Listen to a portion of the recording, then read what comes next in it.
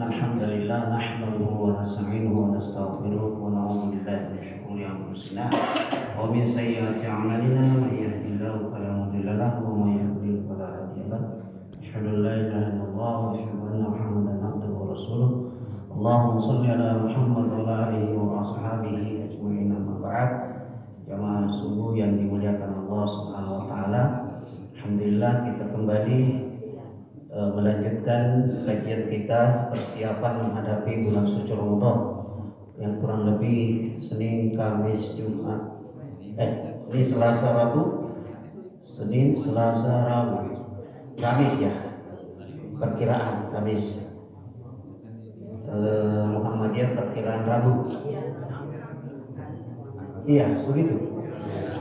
Baik. Pekan lalu kita membahas 30 persoalan dalam fikih terkait dengan puasa Ramadan. Itu kitab bukunya yang berbahasa Arab saya sudah kirim, kemudian saya juga sudah kirim terjemahannya sama Rafli. Mudah-mudahan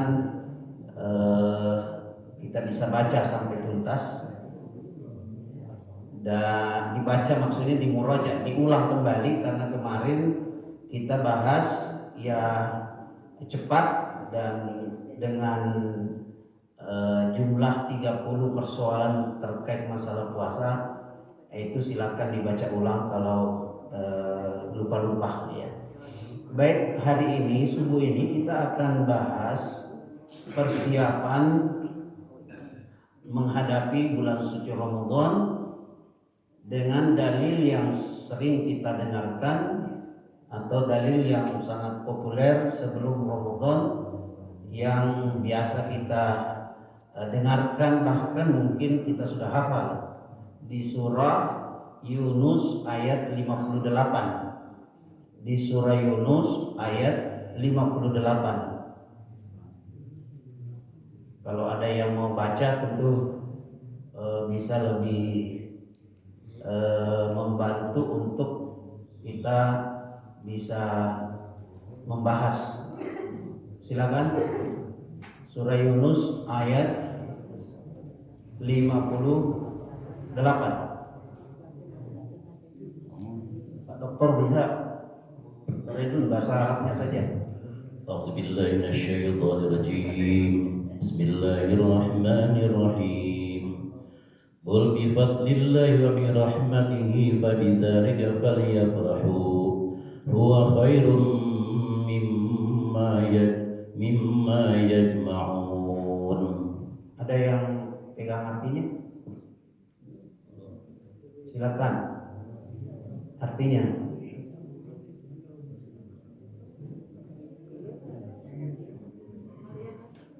ada? Silakan dibaca, Pak.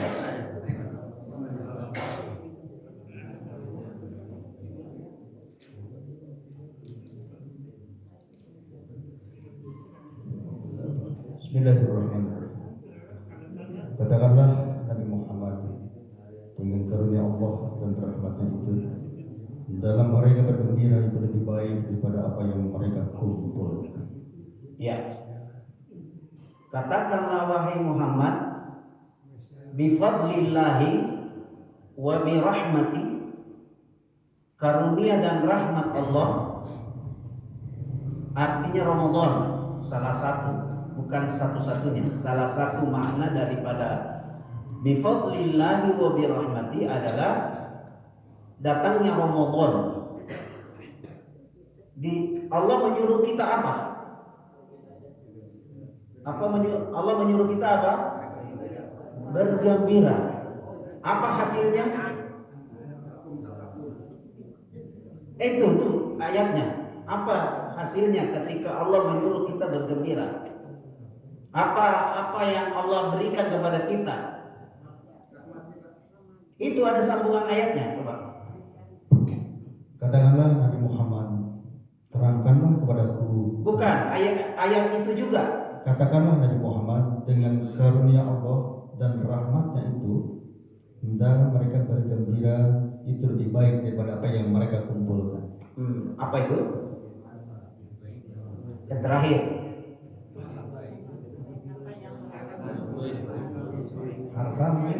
Harta. Iya, harus didetailkan. Rezeki, karunia, rahmat. Enggak, boleh, tapi harus siapa yang lain? Pak Paulo udah betul. Tinggal kita mau lebih mendalam lagi. Harta dan kemewahan, Pak. Harta dan kemewahan kenapa? Posisi jabatan. Posisi jabatan kenapa dia? Allah angkat derajatnya. Bukan. Pahalanya lebih tinggi daripada itu. Ya, hampir. Hampir. Datangnya Kan Allah suruh, Allah menyuruh apa? Allah nyuruh apa kita? Bergembira. Hanya dengan bergembira Allah akan kasih apa? Apa ganjaran Allah? dimakan. Ada kata-kata lebih baik. Dari apa? Harta yang kita kumpulkan dari sejak lahir sampai kita meninggal, itu nggak ada apa-apanya yang Anda kumpul. Masih lebih baik dari apa? Bergembira datangnya Ramadan. Iya. Ini ayat benar-benar memberikan perhatian besar pada kita bahwa bergembira itu lebih baik daripada apa yang engkau kumpulkan. Jabatan yang Anda kejar jauh lebih baik daripada menyambut Ramadan dengan hati yang gembira, senang. Iya. Ya, senang, bahagia, gembira datang Ramadan. Coba Bapak, tamu yang mau datang, kalau kita tidak persiapan, malu. Ibu-ibu tuh malu itu. Kalau bapak-bapak mungkin biasa saja, tapi ibu-ibu tuh malu kalau datang orang ke rumahnya kemudian tidak mempersiapkan, berantakan, tidak bersih. Terus ibu dan bapak juga pakaiannya tidak apa ya, pakaiannya kurang rapi, kan perasaan itu tidak enak. Begitu. Iya. Saya kemarin sedikit dimarahi sama istri karena pengajian di rumah, karena bapak-bapak yang kompleks itu datang ke rumah ngaji. Terlambat saya kasih tahu kan. Jadi datang tamu mau mengaji, rumah tidak terlalu terurus baik, akhirnya begitu gambarannya. Orang biasa saja datang ke rumah, kita tidak enak kalau kurang bagus, kurang rapi rumah. Iya. Bagaimana Ramadan, bulan yang pilihan Allah, suci, mulia, berkah. Iya. Terus kita tidak persiapkan, apa yang terjadi? Iya, kira-kira coba bandingkan dengan orang yang siap. Setelah pekan berikutnya ngaji lagi bapak-bapak di rumah.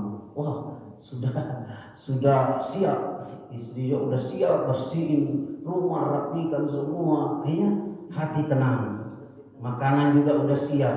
Jadi hati itu rasanya beda ketika disiapkan dengan tidak disiapkan. Ya. Saudara-saudara kita yang mungkin jarang ngaji, itu dia itu datang Ramadan seperti kebiasaan rutinitas. Iya. Perubahan tidak terlalu signifikan karena tidak mendapatkan ilmu. Iya. Orang-orang yang mengaji dapat ilmu, pemahaman, maka insya Allah beda dengan orang yang tidak punya ilmu dan pemahaman terkait dengan datangnya Ramadan. Iya. Ini luar biasa Pak. Ya Allah, Bapak Ibu, coba dibaca kembali, cari terjemahannya, tadabburi ayat ini, luar biasa, tidak mudah Pak. Iya, Allah bilang itu lebih baik dari semua. Dia bilang ini, mimma yajma'un, semua yang kalian kumpulkan. Masih lebih baik Anda bergembira menghadapi Ramadan. Iya, biasa Pak. Kita bersyukur ada pengajian kita, ada yang memberikan peringatan. loh bangun. Ini ada karunia besar yang akan datang. Apa kita mau sia-siakan? Ya, alhamdulillah bersyukur ya, kita juga bersyukur ini Pak. Ada Pak mantan DKM kita Pak ya Asep, Pak Haji Asep, masya Allah ya. Ini tanda kebaikan. Kenapa? Karena menjelang Ramadan beliau datang. Itu intinya apa itu Pak? Tahu nggak Pak? Orang itu nyari endingnya. Hidup itu orang cari ujungnya Pak. Iya, walaupun belakangnya ya itu hadis Pak ya. Hadis Nabi, walaupun belakangnya tidak, tapi pas mau datang ujungnya dapat kebaikan, itu tanda-tanda husnul khotimah. Saya juga sebenarnya mau hidup seperti itu. Mahasiswa juga saya mendidik supaya biar datang di akhir pertemuan saja 10 menit sebelumnya. Kenapa? Karena manusia nyari itu akhir kehidupannya itu baik. Iya, endingnya baik. Dalam bahasa Jerman nyeret kasih. Iya. Dan hati ini betul-betul selalu merindukan. Ya, saya selalu nanya, mana Pak Jasep? Mana? Itu kan ada kerinduan hati yang sama-sama kita ya itu merasakan ya. Walaupun ya namanya dalam jamaah itu ada senang ada suka, tetapi yang namanya hati pernah bersama itu selalu kita menyebut-nyebut ya mana ya. Nah ini alhamdulillah. Ini Pak, tadi dipaham nggak ya ini Ibu? Halo Ibu, apa maksudnya ayat tadi? Disuruh bergembira. Gimana modelnya bergembira? Munggahan. Inilah yang mau dikonekkan antara budaya dengan syariat. Orang yang munggahan itu sebenarnya syariat Allah. Tapi bagaimana mengatur dia menjadi syariat atau menjadi kebiasaan? Iya dong? Kebiasaan yang manusia lakukan pada umumnya adalah munggahan sebelum Ramadan. Apa yang membedakan ibadah dengan tidak? Ini dah dalilnya. Kita apakah dilakukan karena dia merupakan budaya atau kebiasaan atau kebetulan lagi ada rezeki kita munggahan? Iya, atau karena dalil ini bahwa kita menyambut Ramadan dengan rasa syukur, bahagia, bergembira, kemudian kami ingin berbagi pada keluarga terdekat. Nah, itu baru nyambung antara budaya dengan syariat Allah. Bedakan antara budaya, kebiasaan, rutinitas dengan ilmu yang dilakukan berdasarkan dalil. Iya, saya mencoba menanyakan, kenapa munggahan? Jawabannya Pak, ini kebiasaannya kita kalau menjelang Ramadan dilakukan ini. Ini sudah jawaban. Iya. Kalau ini rasa gembira dan syukur menghadapi Ramadan, nah ini sudah dapat pahalanya dia, dapat apa yang Allah sebutkan dalam ayat. Iya, jadi kenapa penting mempelajari ilmu agar supaya apa yang gerak-gerik yang kita lakukan itu dinilai pahala. Karena cuma 2 syarat pahala itu dinilai, ada ilmunya dan ada keikhlasan. Ya, urusan keikhlasan itu berbeda-beda setiap orang. Tapi yang namanya ilmu tidak bisa. Dia sudah paten Al-Quran, hadis, sudah jelas. Hanya saja ada perbedaan tafsiran, tapi itu ya saya kira biasa lah, artinya masing-masing punya rujukan. Nah ini Bapak Ibu perintah. Nah kalau munggahan itu adalah bagian daripada syariat, maka luruskan niat, luruskan, berbahagia, gembira dengan berbagi. Oh, masya Allah luar biasa. Silaturahmi dengan keluarga terdekat, maka menjadi pahala yang luar biasa. Kalau niat kuat, rasa senang gembira menghadapi Ramadan. Itu yang berkaitan dengan persiapan itu hanya sebagian kecil. Persiapan yang betul-betul kita merasa bergembira adalah persiapan ruhiyah kita, senang, bahagia, akan ada bulan ampunan. Maka dari 3 bulan, kalau para ulama dulu salah 6 bulan, kalau Nabi 1 Syawal sudah mulai start mempersiapkan untuk bulan Ramadan. Iya, jadi itu perbedaan-perbedaannya. Ulama-ulama dulu ada yang 3 bulan, ada 6 bulan. Kalau Nabi ya setelah Idul Fitri besoknya sudah mempersiapkan untuk bagaimana menghadapi Ramadan berikutnya. Sudah di hatinya Rasulullah untuk bagaimana persiapan 1 Ramadan sampai 10 dan puncaknya di 10 terakhir. Ya. Apa buktinya? Rasulullah membuktikan 10 terakhir itu tidak berinteraksi dengan manusia. Bahkan dengan istrinya pun tidak berinteraksi lagi. Ya, dalam artian tidak berjima lagi di 10 terakhir karena sudah disiapin. Ya. Bagaimana mengamankan Ramadan itu harus ada persiapan. Tidak bisa kalau tidak disiapkan, Pak. Tidak bisa. Bagaimana mungkin kita menutupi kebutuhan di Ramadan kalau tidak disiapkan? 10.000 saja tanggal 1 Syawal kita save sampai dengan menjelang Ramadan 11 bulan dikali 30 sekira 300 lebih, 330-an lah. Sudah kita men-save dana 3.600.000. Itu sudah bisa menghidupi kita di Ramadan mungkin 10 hari. Kalau mau 20 hari, save 20.000 rupiah. Ya toh? Save 20.000 rupiah. Sudah 7 juta. Kemudian kalau mau 30 hari aman, save 30.000 per hari. Kali itu sudah aman untuk kebutuhan kita di Ramadan. Jadi tidak terlalu disibukkan dengan pekerjaan. Makanya kenapa pekerjaan di Ramadan itu dikurangi.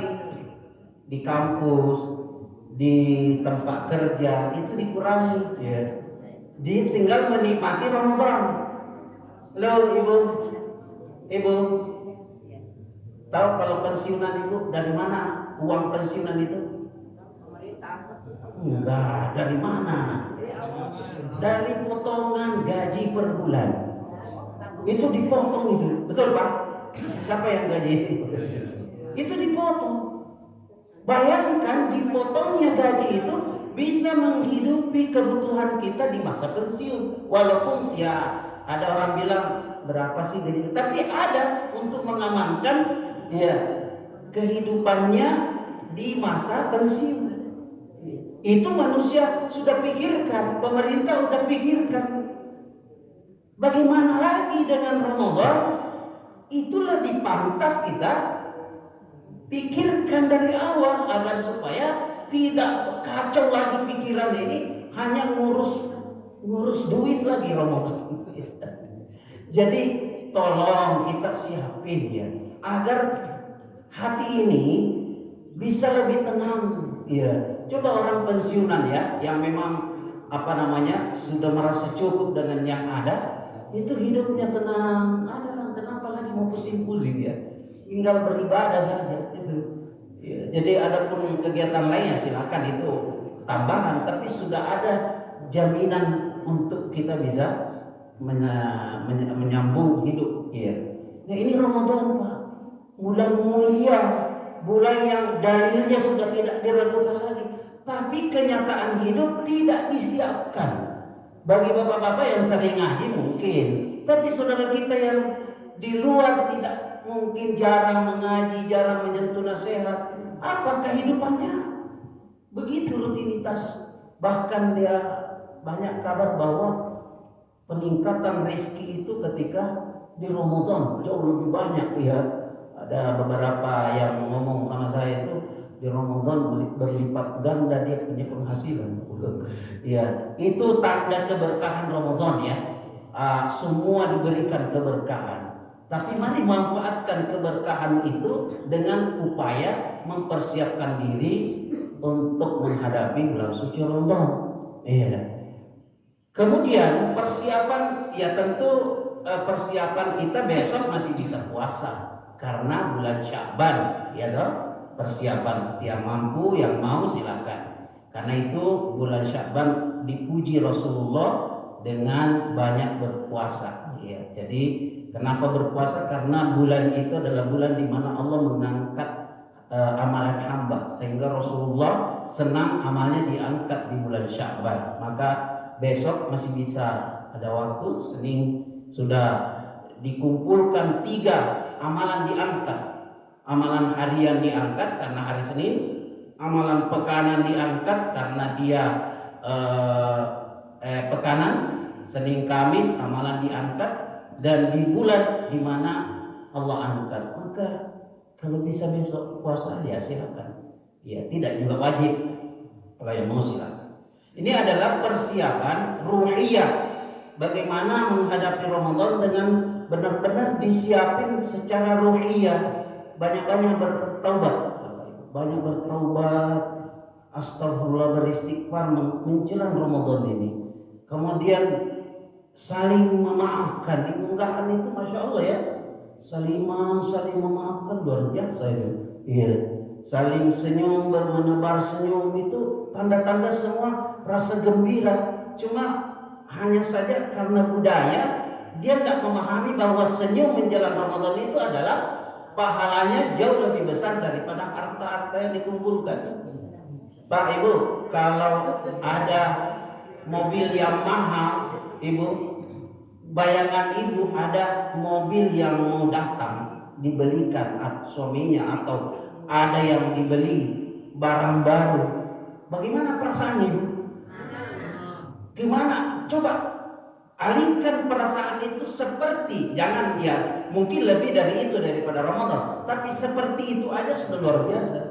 Kalau di kampung itu beli mobil baru itu di ini dia undang orang makan-makan. Ya, di kampung saya itu diundang orang, kemudian syukuran mobil baru, Pak. Hatinya itu manusia senang, dia senang, orang lain senang, itu luar biasa. Ini bulan yang disanjung oleh Allah, dipuji Allah, ya, yang luar biasa. Terus kita biasa-biasa aja, hati ya kayak biasa aja kok. Ada mobil baru, tidak ada mobil baru, biasa aja. Enggak lah, pasti ada perubahan. Ya, mobil ataupun beli rumah baru atau apa saja yang dibeli yang baru, tentu hati beda. Halo Ibu, beda enggak? Beda ya. Gimana gembiranya? Menampakkan kegembiraan itu gimana caranya? Ya, nggak bisa digambarkan dengan kata-kata, begitu gembiranya datang itu. Nah ini Ramadan, ya Allah. Sebarkan senyum, saling memaafkan. Ini semua adalah persiapan. Salaman, ya. Kemudian membagi kesenangan, ya, bertemu dengan orang, mengingatkan Ramadan, itu berarti bahwa kita bergembira. Jangan menikmati sendiri, ya. Terus kita ketemu lagi dalam Ramadan, mari kita, ya, bahagia, senang, ya.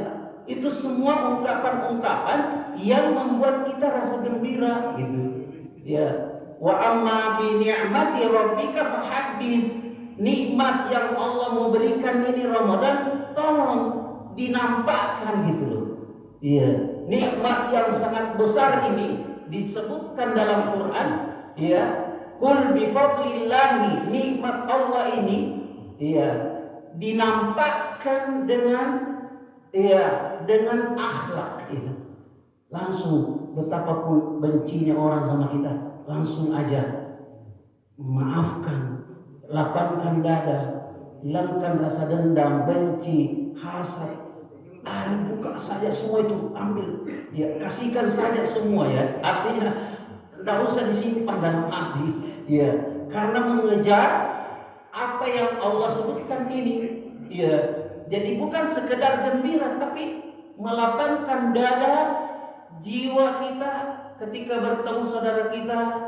Ayo maafkan dia. Walaupun kesalahannya bagaimana, buka kesalahannya itu, maafkan dia. Kemudian yang punya utang misalnya, kalau misalnya enggak banyak, udah nggak usah terlalu diingat. Nanti Allah ganti, Pak, ganti itu.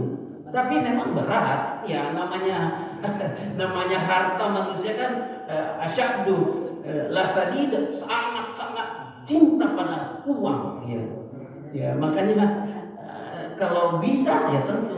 Makanya sekedar berbagi Bapak Ibu, di mana kalau saya belanja itu di mana orang kan minta kurang, kalau saya tambah. Saya tambah. Kalau di kantor jualan orang, ada orang yang di kantor jualan atau apa, anak-anak semua minta kurang. Saya bilang saya tambah saya. Ya. Ya kalau saya beli, saya bilang tidak minta kurang, saya tambah. Kenapa? Kita bersyukur Pak. Kalau ada rezeki ya, kalau memang pas-pasan udah itu aja. Tapi kalau ibu lapar, bapak lapar, kalau harga cuma beda dikit, ya udahlah nggak usah terlalu bersilat lidah. Ya. Apalagi kalau saudara kita udah punya 500, ya di mana-mana kalau kita beli, kalau cuma kembali 2000 udah ada aja Pak. Itu aja pahala kita. Bahkan kalau kita beli bensin kembali sengaja, kenapa beli bensin tidak 400.000, kenapa beli lagi sekitar 390.000, 10.000-nya buat Anda, kan? Nah sekarang sudah tidak bisa karena pakai kris dan ya udah. Ya dulu kita kalau mau beli begitu ya udah. Aneh juga nih Bapak beli bensin dulu ya tidak pakai kris ya. Nah, ini lebihnya untuk Anda, kan begitu Pak. Coba cari peluang-peluang pahala, tidak menyakiti hati, melatih hati kita untuk tidak terlalu ini ya dengan harta. Apa sih Pak? Ngasih orang itu akan Allah ganti itu Pak. Ya. Akan Allah ganti. Hari-hari kan belanja Pak ya. Belanja. Kalau belanja ada kesempatan kembali 500. Jangan seperti orang Cina biar 5 rupiah orang Cina kalau beli di toko bangunan. Ya Allah. Biar yang ini enggak sama sekali enggak ini. Tapi murah. Di orang Islam tinggi, jadi orang pada lari ke Cina. Yang haji ini toko bangunan karena agak tinggi sedikit, jadinya larinya ke orang Cina. Tapi dites orang Cina itu biar tinggal sedikit, dan nggak mau dia. Ya, kalau orang Islam kan ya udah segitu, udah nggak usah. Ini keberkahannya kalau di antara kita ya. Cuma memang selalu cenderungnya ke yang lebih murah ya. Nah ini Bapak Ibu, bagaimana menghadapi Ramadan ini? Ayo kita saling berlapang dada lah ya.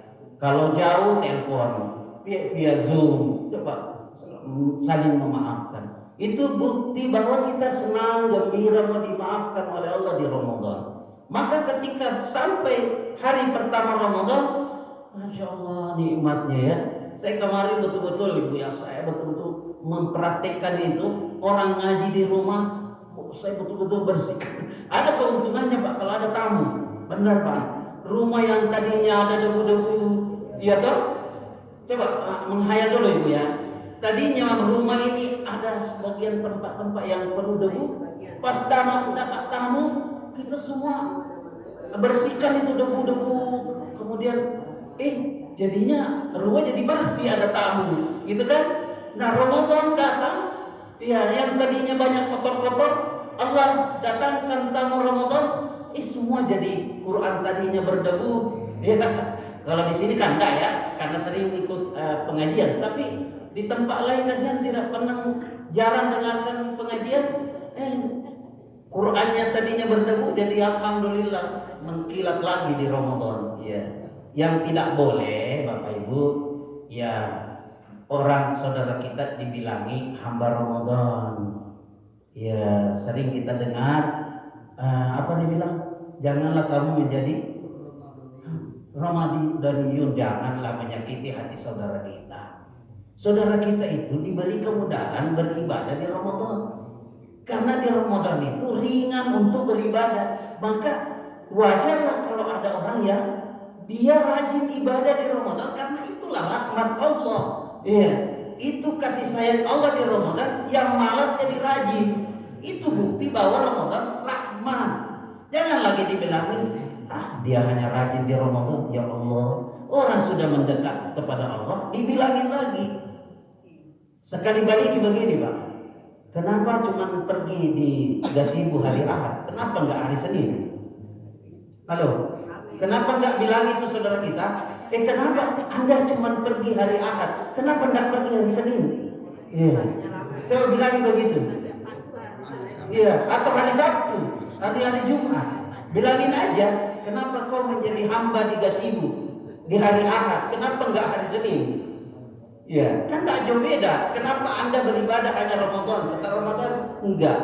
Itu gambaran bahwa di dunia aja ada waktu-waktu yang spesial buat manusia. Iya, untuk datang.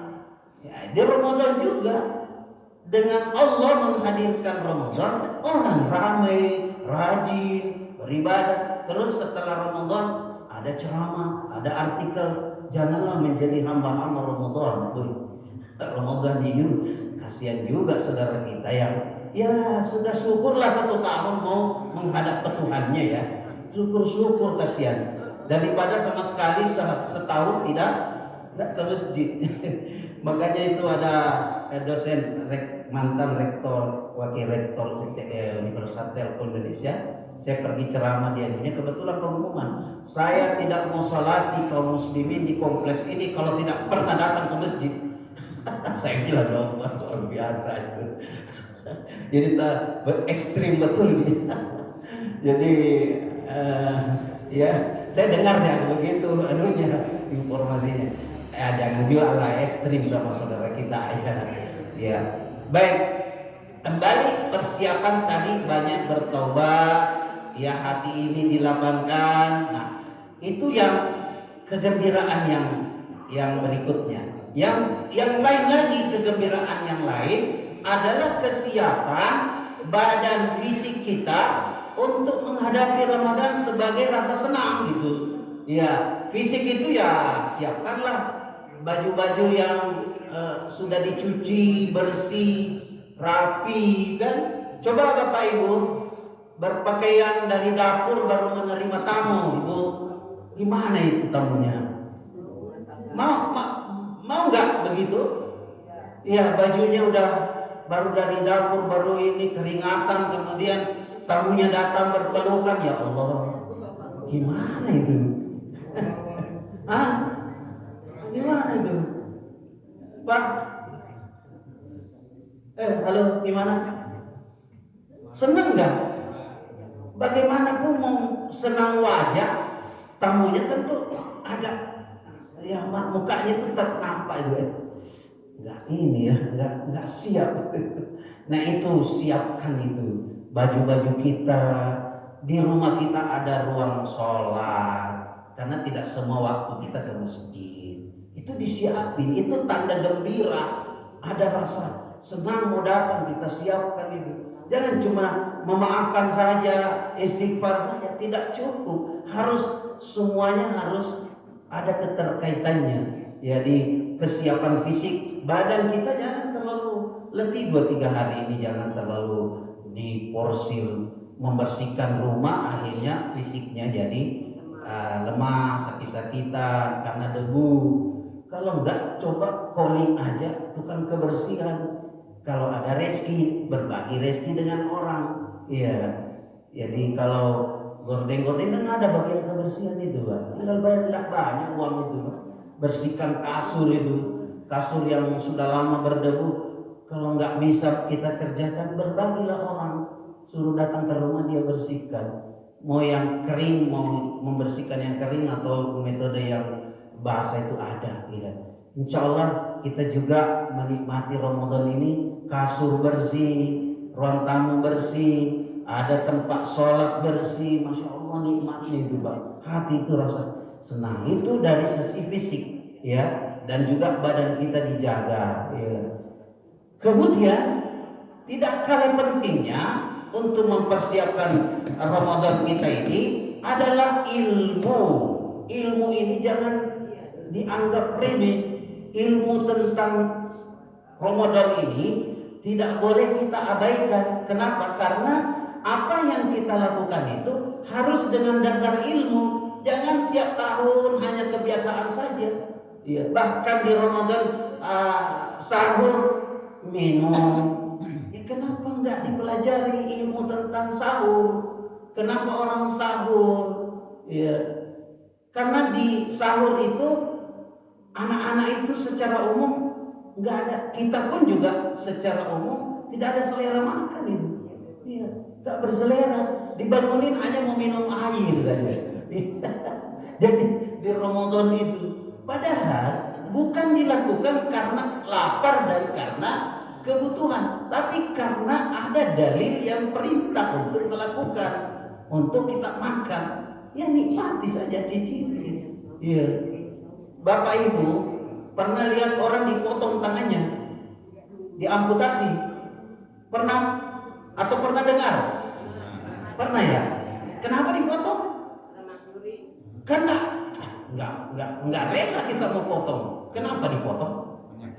Penyakit. Ada masalah. Kenapa minum obat pahit? Kenapa diminum? Ngapain mau minum obat pahit? Tapi karena ada masalah. Kenapa sahur? Nggak suka, nggak senang, nggak baik, nggak ada selera. Ngapain? Kita makan, kita sahur, kan ada maslahatnya. Ya, walaupun itu mungkin secara tabiat manusia nggak suka orang dipotong tangannya. Nggak ada orang mau potong tangannya secara akal manusia nggak mau. Tapi kenapa? Ada maslahatnya yang dia ingin haramkan. Begitu juga sahur. Kenapa kita mau sahur? Ya ada maslahat. Apa? Di sana ada keberkahan. Hati-hati, keberkahan itu luar biasa. Kalau Allah kasihkan kita keberkahan, ya Allah, hidup ini kurang tapi merasa cukup. Karena kita mengejar keberkahan. Nah ini perlu ilmu. Gak bisa kalau kita hanya sekedar setiap tahun rutinitas puasa, ya tarawih, umroh. Harus tingkatkan lagi kualitas umroh kita. Yang sekedar kita, ya karena saya memang sudah targetkan tiap tahun umroh misalnya. Jangan, kita ingin berkorban tapi berkualitas. Apalagi yang harus diperbaiki umroh, ya baca lagi ilmu-ilmu tentang umroh, ya walaupun tahun lalu juga sudah lagi, tapi kita perbaharui lagi supaya kualitasnya lebih meningkat. Nah ilmu, jadi apa tadi? Fisik, jiwa, ekonomi, toh? Ekonomi kan? Ya, ilmu. Ini mengumpulkan. 4 ini nggak bisa. Cuma saya mau fokus di sini nggak bisa. Harus dua-dua 4 ini harus dikondisikan di bulan Ramadan. Iya. Jadi harus dikondisikan menjelang Ramadan. Insya Allah pasti beda orang yang siap dengan tidak siap. Iya. Nah, dan terakhir ya, ini perlu ada program Ramadan. Gak bisa kalau cuma hanya niat, terus ilmu, terus fisik, terus mal, tapi tidak ada programnya, jadinya juga tidak maksimal. Ada program minimal untuk diri kita. Mau khatam berapa kali? Sekali, boleh. Mau ngaji tadabbur, silakan. Itu untuk pribadi ya, silakan. Mau cuma ngaji yang penting paham, silakan diprogramkan tiap hari. Kemudian berinfak tiap hari, memberi makan, itu diprogramkan. Kalau nggak diprogramkan, itu namanya tiba masa tiba akal. Harus diprogramkan. Seperti saya contohkan, misalnya ya, saya tidak apa-apa saya berbagi 4, 2 orang tua saya, 2 mertua saya, 30 hari bagi 4, ya toh? 30 hari bagi 4, kira-kira berapa? Ya 7 lah. 7 hari untuk mertua laki-laki, 7 hari untuk mertua perempuan, 7 hari untuk bapak saya, 7 hari untuk ibu saya. Berinfak, beri makan, iftar, mungkin 20.000 per hari, kan gitu. Ya, jadi ada planning Bapak Ibu. Kan enak gitu. Orang tua kita yang mendahului kita kuburannya mudah-mudahan sampai, kan namanya ikhtiar saja ya. Kalau nggak mampu, saya ya minimal 2 hari 3 hari, intinya tergantung kemampuan ekonomi kita. Iya, itu ada program, nggak bisa kalau nggak diprogram. Iya. Terus tadi tilawah berapa kali, terus apalagi program-program keluarga, ada evaluasi pekanan, ada evaluasi harian. Kalau yang sudah mulai ketat Ramadannya, dia sudah evaluasi berapa ayat hari ini, berapa juz hari ini, Karena kalau nggak dipantau, dia akan kelabakan nanti kalau tidak dikontrol. Tiba-tiba sudah 10 Ramadan. Kenapa cepat sekali waktu? Gitu ya. Kami baru segini karena tidak dikontrol. Hanya program tapi tidak dikontrol. Ya, kita saling mengingatkan. Ya, di antara keluarga kita saling mengingatkan. Bapak, ya, cucu semuanya saling mengingat agar Ramadan ini menjadi betul-betul maksimal. Ya. Nah, ini Bapak Ibu yang dimuliakan Allah Subhanahu wa taala, kita berharap dengan kajian-kajian rutin itu membuat kita selalu melakukan yang terbaik pada saat itu, ya, pada kondisi pekanannya, bulanannya, sehingga selalu kita standby sebelum amalan itu datang, kita sudah mulai persiapan. Itulah fungsi pengajian.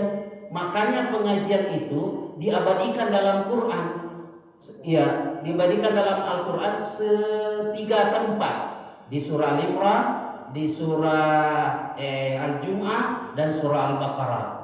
Disuruh apa? Ngaji, pengajian, ya. Untuk apa? Selalu update itu, ya, amalan-amalan harian, pekanan, bulanan, ya. Nah, itu Bapak Ibu, mudah-mudahan ahad terakhir ini dari pengajian kita, dan kita liburkan di Ramadan, memaksimalkan ibadah-ibadah pribadi, ya, ibadah-ibadah pribadi di Ramadan sebagaimana yang dilakukan oleh ulama-ulama kita. Di Ramadan diliburkan kajiannya. Imam Syafi'i menghatamkan berapa? 60 kali selama Ramadan. Iya, yang tadinya kajiannya mau hidup, tapi setelah di Ramadan dia lebih banyak berinteraksi dengan Al-Qur'an. Karena di Ramadan disebut Syahrul Qur'an. Memang lebih banyak pada berinteraksi dengan Al-Qur'an. Ya, mudah-mudahan Allah mudahkan kita, ya, beramal, disampaikan di Ramadan, kemudian beramal di Ramadan dengan sungguh-sungguh agar kita mendapatkan ampunan dan maghfirah dari Allah Subhanahu wa taala. Kita cukupkan, tutup baru kalau ada